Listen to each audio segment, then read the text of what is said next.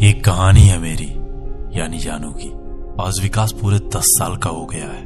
जिंदगी कहां से कहां ले आई, क्या थी मैं और क्या बन गई। कभी किसी के आंगन में मैं खेला करती थी और आज मेरे आंगन में कोई खेल रहा है। कभी मैं अपनी माँ को अपनी हरकतों से तंग किया करती थी, आज मेरा बेटा अपनी हरकतों से मुझे तंग करता है। विकास मेरा बेटा, जिसकी माँ भी मैं हूँ और पिता भी, उसकी पूरी दुनिया हूँ मैं।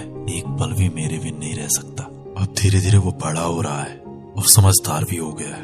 कभी कभी पूछ लेता है उसके पापा कौन है और कहाँ गए। अभी तक तो टाल देती थी, लेकिन उसके इस सवाल से अब मेरी रूह कांप उठती है। अतीत के जिन काले पन्नों से मैं दूर भागती हूँ, अतीत का वो काला पन्ना एक काले साये की तरह बार बार मेरे सामने आ जाता है। मुझे उस पन्ने और उस पल से डर लगता है।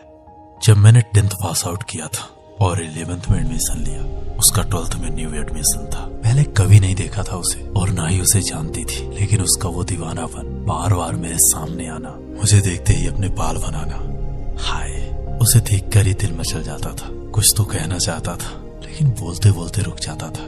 लेकिन एक दिन उसने हिम्मत करके मुझसे बोल ही दिया, आई लव यू जानू, मैं तुमसे प्यार करता हूँ। मेरे तो होश ही उड़ गए।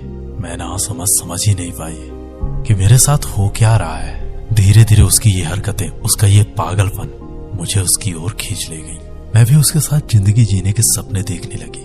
उसने बहुत बड़े बड़े सपने दिखाए। मैं ना समझ उसके उन सपनों को हकीकत मान बैठी, लेकिन उसी एक पागलपन ने मेरा सब कुछ छीन लिया। एक दिन उसकी बातों में आकर मैंने अपनी जिंदगी की सबसे बड़ी गलती कर दी। मैंने अपनी जिंदगी में एक ऐसा कदम लिया जिसने मेरा सब कुछ बदल कर रख दिया।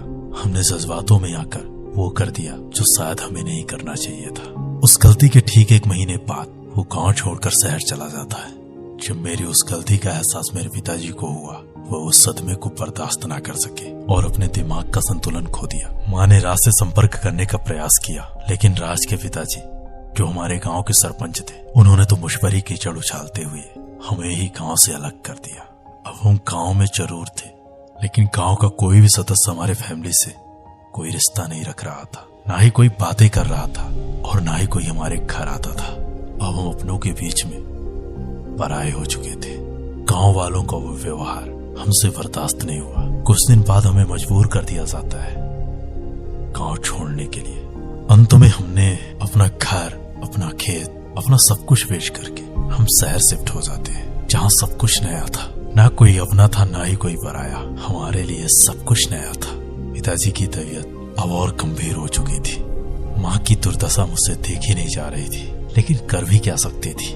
सबने कहा कि खत्म कर दो इसे, इसी ने तेरी जिंदगी को तबाह कर दिया है। क्या करेगी इसको पाल करके, क्या मिल जाएगा, इसने तेरा सब कुछ छीन लिया है। एक पल तो मुझे भी लगा था कि खत्म कर देती हूँ इसको, लेकिन फिर ख्याल आता है कि इस नन्ही सी जान का क्या दोष है। मैंने इसी को जिंदगी मान लिया और इसी के साथ जीने को ठान लिया, लेकिन वक्त को तो कुछ और ही मंजूर था। इस बार उसने हमसे हमारे पिताजी को छीन लिया। माँ भी उस हादसे को बर्दाश्त ना कर सकी। एक एक करके सारे अपनों ने हमें अकेला तन्हा छोड़ दिया। मुझे नहीं पता था कि मेरी एक गलती मुझसे मेरा सब कुछ छीन ले जाएगी। इस दौरान मैंने ठान लिया था कि मेरी जिंदगी में जो हो रहा है तो हो रहा है, लेकिन विकास की जिंदगी में वही होगा जो मैंने सोच रखा है। इन सब हालातों के दौरान मैंने बड़ी मुश्किल से अपनी पढ़ाई जारी रखी। पढ़ाई के साथ साथ मुझे पैसों के लिए क्या क्या नहीं करना पड़ा। कभी सफाई का काम, तो कभी नौकरानी का, तो कभी घंटों घंटों तक कोचिंग पढ़ाना पड़ता था। वक्त का ऐसा आलम आता है कि हम पाई को मोहताज हो जाते। मैंने अब मन में ठान लिया था कि अब चाहे कुछ भी हो जाए, मुझे किसी भी तरह की जिंदगी मिली हो, लेकिन विकास को वो जिंदगी मिलेगी जिसको मैंने ख्वाबों में देखा था। मेरा बेटा वो जिंदगी जिएगा जिसके बारे में मैंने सिर्फ ख्वाबों में सुना था। आज मैं एक बड़े शहर में एक बड़ी अधिकारी हूँ, लेकिन जहन में अभी भी एक पछतावा और एक सवाल है। सवाल ये है कि उस नन्ही सी जान का आखिरकार दोषी कौन है, मैं, राज या फिर राज के पिताजी। और पछतावा ये है कि काश जाने अनजाने में तुमसे मुलाकात ना होती, ना तुम सामने आते और ना ही तुमसे बात होती।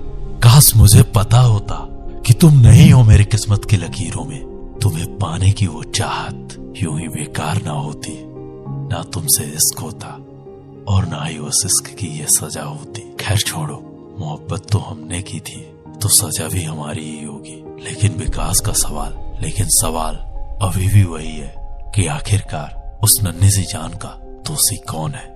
मेरी जिंदगी इस सवाल और इस सवाल के जवाब के साथ गुजर रही है।